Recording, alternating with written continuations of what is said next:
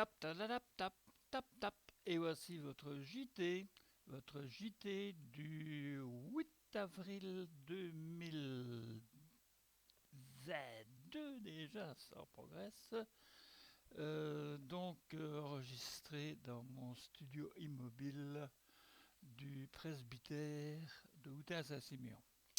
Voilà, donc aujourd'hui, c'est le jour des chiffres, c'est le jour où Cienzano condescend dans sa grande magnificitude, ou n'importe quoi, enfin dans sa grande générosité, à nous donner donc les chiffres de la pandémie, même si quelque part cette pandémie elle s'en va. Elle s'en va. La meilleure preuve qu'elle s'en va, c'est que le gouvernement a décidé de supprimer le GEMS. Vous savez, cette association d'experts dirigée par une femme dont j'ai oublié le nom. C'est dissous. Hein. De même, le groupe Corona administré par M. Facon, ou Fasson, je ne sais plus, qui est l'ancien chef de cabinet de Madame de Bloch, eh bien, Pedro Facon, lui, s'autodissout. Donc, autrement dit, c'est le ministère de la Santé publique qui va gérer une fois pour toutes ce qui reste de pandémie. Et c'est assez curieux parce que moi, je trouve, mais évidemment, moi, ce n'est pas à vous, moi, c'est moi, mais je trouve que la pandémie, pour une pandémie qui s'en va, eh bien, elle a des drôles de chemins pour s'en aller. C'est ainsi qu'en 3 jours, par exemple, en 3 jours, on compte 89 morts de plus. 89 morts de plus, c'est presque 30 par jour. Alors qu'il y a peu, on en était à 20 par jour. Alors là, je me demande quand même s'il n'y a pas un stud dans les calculs. Mais non, il n'y a pas de stud dans les calculs. Alors, il faut quand même utiliser d'autres chiffres, hein, parce que ces chiffres-là, ça ne veut rien dire. Et puis les morts, c'est des vieux, ils sont l'âge de mourir, et puis voilà quoi. Hein, c'est comme ça. Alors, je vais mettre, pour changer un petit peu, pour ne pas parler directement des hospitalisations, vous dire simplement où on en est dans les, si je retrouve les chiffres, hein, dans les vaccinations. Les vaccinations, c'est quand même assez curieux. Donc, en 3 jours, on a injecté les 2 premières doses à 1259 personnes. Hein? Ce qui fait approximativement 400 personnes par jour, 420 à peu près. Hein? Et la troisième ration, là, le booster, comme on dit, le booster, on en a mis pour 3 jours à 1470 personnes. Ce qui fait aux alentours de 48, 40, dis-moi, 490 par jour. C'est pas beaucoup, hein? C'est pas beaucoup. Il fut un temps où c'était par milliers, milliers, milliers qu'il y avait des vaccinations. Maintenant, il n'y a plus beaucoup de vaccinés. Hein. Quand on y pense bien, nous en sommes, pour les 2 premières doses, à 9 132 566 pour une population de 11 600 000 vaccinables. Ah, ça fait quand même un peu petit, même si on est les meilleurs, même si on vaccine mieux en Belgique qu'ailleurs. Enfin, voilà. Alors au niveau, par exemple, au niveau des chiffres des hôpitaux, c'est important parce que il y a les morts d'un côté, et les morts, on vous dira, oui, mais c'est les hôpitaux et les maisons de repos. D'ailleurs, la plupart des morts sont des vieilles personnes. Donc, vieilles personnes égale maison de repos n'égale pas la situation dans les hôpitaux. Hein, c'est comme ça. Alors, par exemple, voilà. Donc, ça s'arrête au 7. Au 7, hein, nous sommes le 8. Hein. Donc, au 7, c'est-à-dire hier, 238 personnes sont rentrées à l'hôpital en disant il me semble que j'ai la Covid. Et on leur a dit oui, vous avez la Covid, on va vous hospitaliser. Mais au même moment, il y avait d'autres gens qui étaient plus ou moins guéris, ou en tout cas qui ne nécessitaient plus d'être à l'hôpital. Eh ben, ils étaient 300, je ne sais plus lire, 301 personnes, 301 personnes à pouvoir sortir en disant je suis guéri ou je suis mort aussi accessoirement. Enfin bon, les morts ne parlent pas, c'est bien connu. Et alors, il y a un nombre de personnes qui sont hospitalisées parce qu'ils ont la Covid et elles sont hospitalisées à des degrés divers. Et actuellement, il y en a. Attention, il y a mon casque qui tombe, c'est vraiment de la merde le truc. Voilà, donc il y a actuellement 3073 personnes qui sont hospitalisées en Belgique parce qu'elles ont la Covid. Mais hospitalisées, hein, on ne parle pas là des maisons de repos, c'est autre chose. Hein. Et parmi ces 3073, il y en a 176, deux de moins que hier, qui sont aux soins intensifs. Ce n'est pas beaucoup. Et parmi les 176 qui sont en soins intensifs, il y en a 64 qui sont sous ventilateur. Vous savez, c'est l'antichambre de la mort, comme on dit. Hein. Voilà. Ben voilà, donc vous avez les chiffres, vous êtes content, moi aussi. Enfin bon, sinon je ne suis pas content, mais voilà. Et alors, il y a les chiffres par commune. Les chiffres par commune, ben, sachez quand même qu'en Anvers, depuis le début de la pandémie, on en est à 178 054 personnes qui ont contracté la Covid. Hein, on ne dit pas le nombre de morts, etc. etc. Hein. Ah, c'est quand même un peu gros, hein, un peu gros. Voilà. Et alors, vous trouverez sur mon site, par exemple, une page à la rubrique sur la Covid, sur la comparaison entre le nombre de personnes qui ont été touchées ou qui sont touchées par la Covid et le nombre d'habitants par commune. Vous verrez que on atteint souvent les 33%, c'est-à-dire un tiers, un bon tiers dans certains cas, un petit tiers dans d'autres, de personnes suivant les communes, suivant les villes, qui ont été contaminées. Contaminé, ça veut dire être contaminé, recensé. Il y a plein de gens qui n'ont pas été recensés là-dedans, parce qu'ils ne sont pas venus, parce qu'ils étaient ils n'avaient pas des signes assez suffisants que pour penser qu'ils auraient peut-être le Covid et ils n'ont pas fait les tests. Ou bien alors, bon, ils font partie des... Ils font partie, il faut savoir qu'il y a quand même 56 167 tests dont on ne sait pas où ils ont été faits en Belgique, mais ils ont été faits. 56 167 tests, c'est quand même beaucoup. Hein. Regardons par exemple à Scarbeck, depuis le début de l'année, depuis le début de la pandémie, il y en a eu 48 000 de tests positifs. Hein. Quand même, quand on voit les chiffres, 56 000 inconnus au bataillon, c'est quand même un peu inquiétant. Hein. À Bruxelles-Ville, Bruxelles-Capitale, 64 015. Vous voyez où ça se situe, quoi. Hein. Bon, à Liège, 61 417. Voilà. Et tout ça passe comme si de rien n'était. À Charleroi, 64 000 aidés. Bon, vous verrez ces chiffres-là sur mon site.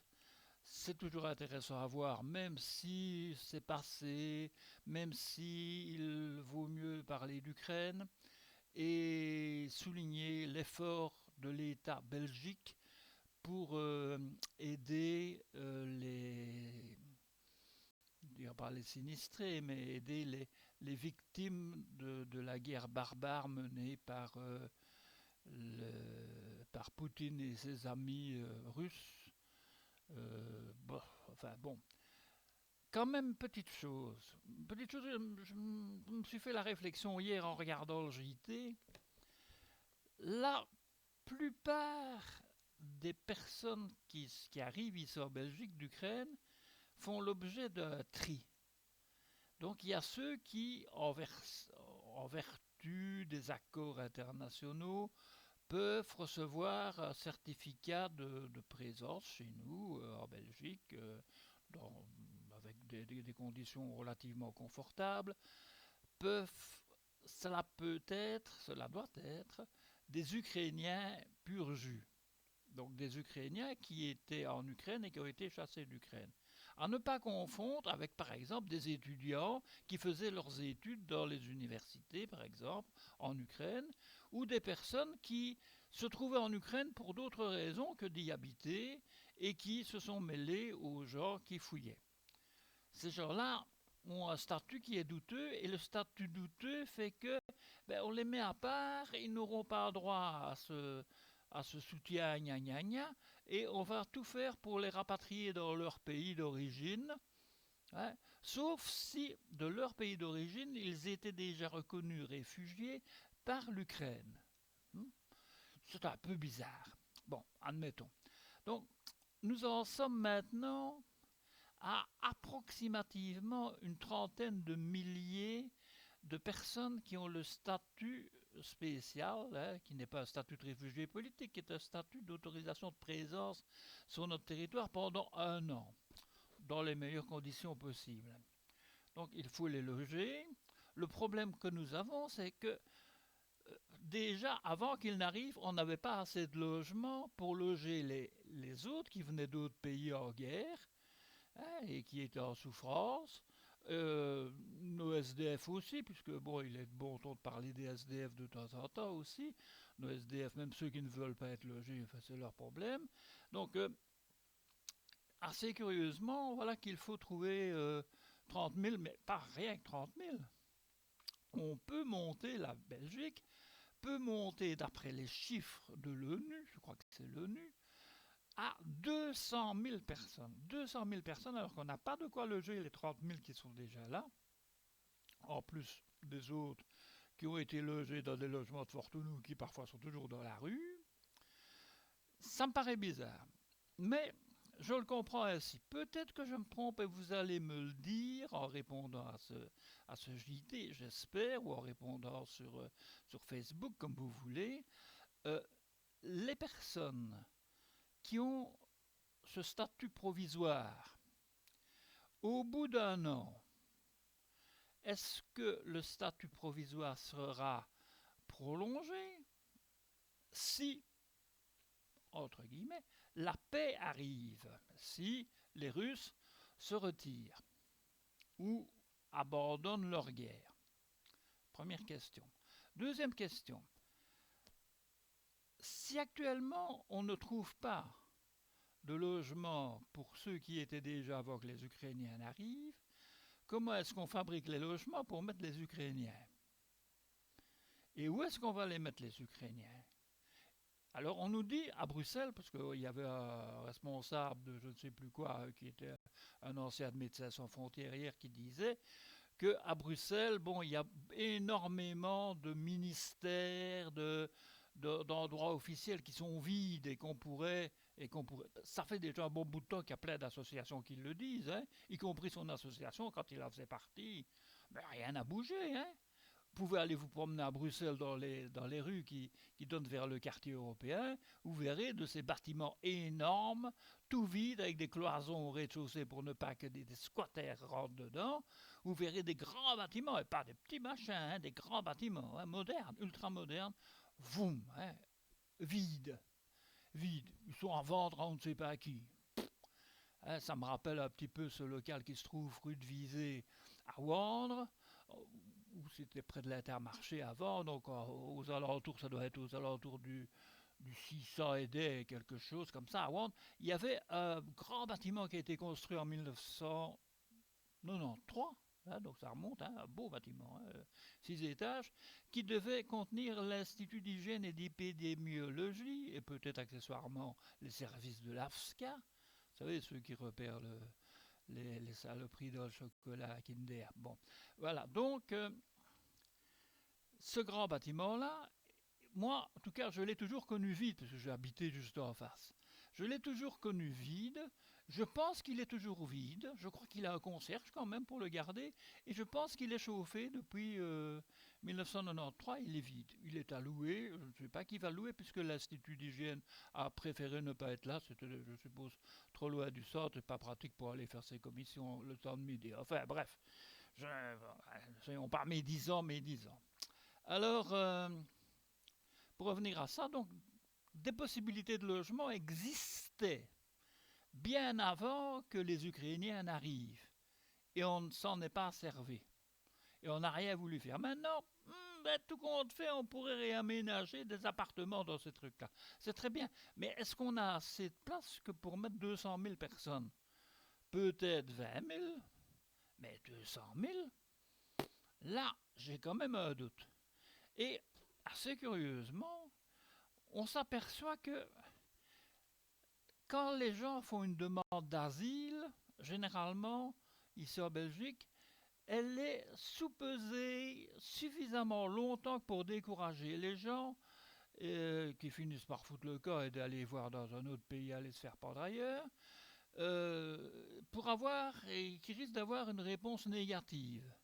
Ici, les Ukrainiens reconnus, hein, pas tous, hein, les Ukrainiens reconnus, eux, ils ont droit d'office à un logement associé à cela, et je suppose à l'équivalent de ce qui toucherait sur le CPAS s'ils étaient... enfin bon, bref.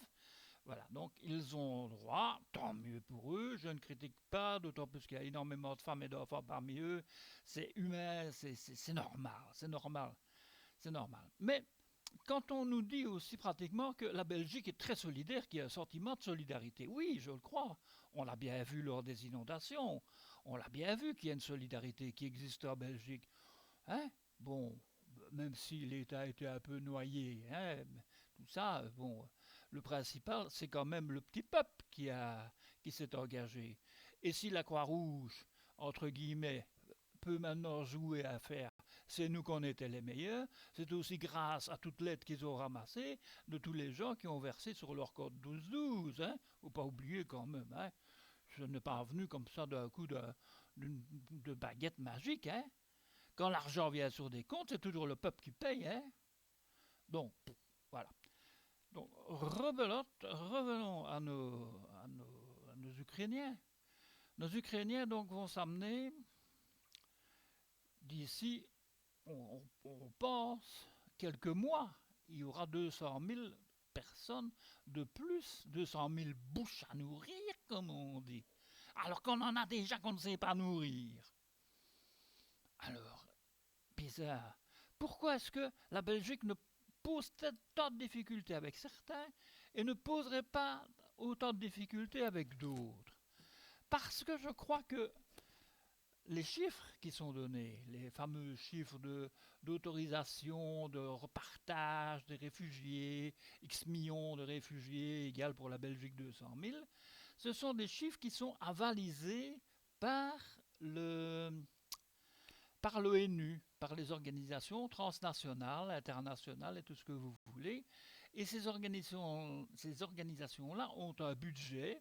Et ce budget-là a calculé que pour la Belgique, il pourrait servir à rembourser les frais que belge, l'État belge va mettre pour entretenir ces personnes.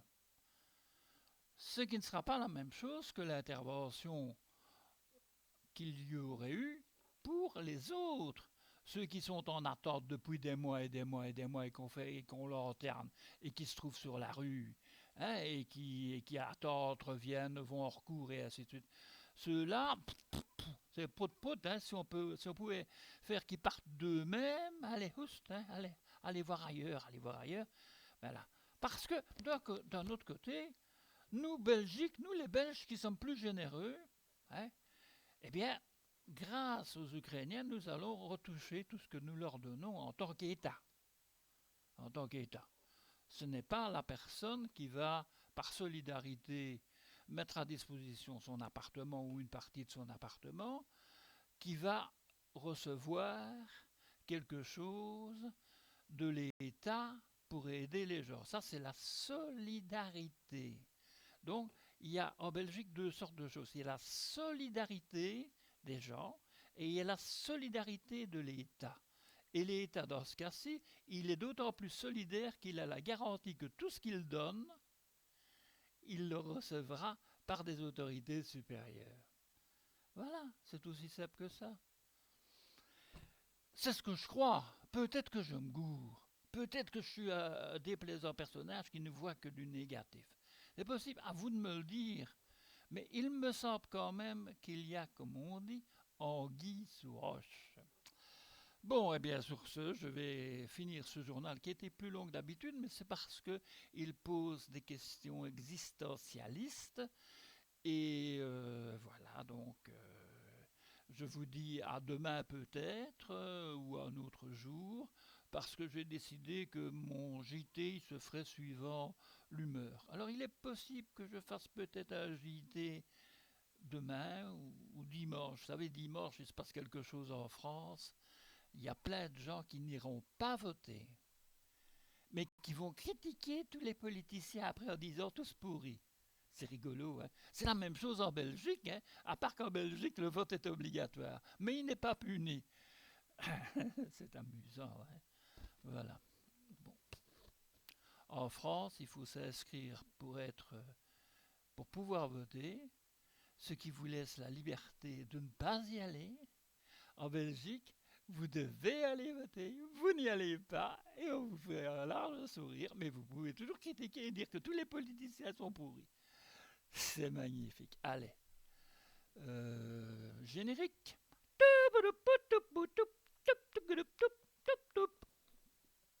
Au revoir.